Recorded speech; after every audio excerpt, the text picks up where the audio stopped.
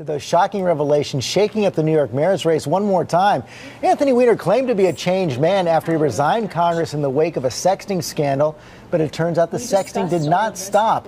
In an extraordinary news conference late yesterday, Weiner said that wouldn't force him out of the mayor's race in New York, and ABC's Jeff Zeleny is here with all the details. And Jeff, Weiner's wife Huma Abedin there to back him up, but this morning, three of his opponents and two major newspapers saying enough is enough. That's right, George. It was quite an extraordinary scene. It was a real human drama when his wife stepped forward to deliver a very public testimonial in hopes of stopping her husband for another political freefall.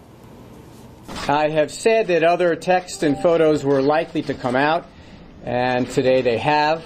The scene was familiar. Anthony Weiner back in front of a microphone, admitting involvement in another sexting scandal. There is no question that what I did was wrong.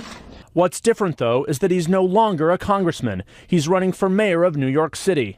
And this time, his wife, Huma, Hillary Clinton's former aide, is standing by his side and speaking out. You'll have to bear with me because I'm very nervous. And I wrote down what I wanted to say. I love him. I have forgiven him.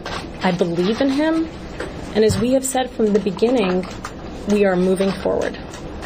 His fall from grace was extraordinary. A congressman with national promise, forced to resign 2 years ago for sending sexually explicit messages to women. And now Tuesday's revelations could spell new trouble for his candidacy. He acknowledges sending messages for a year after he resigned from Congress. The email messages were explicit and X-rated. I hear liberal girls are very accommodating of others. His rivals and others are calling for him to leave the race. But Huma is defending her man and his candidacy. It was not an easy choice in any way. But I made the decision that it was worth staying in this marriage.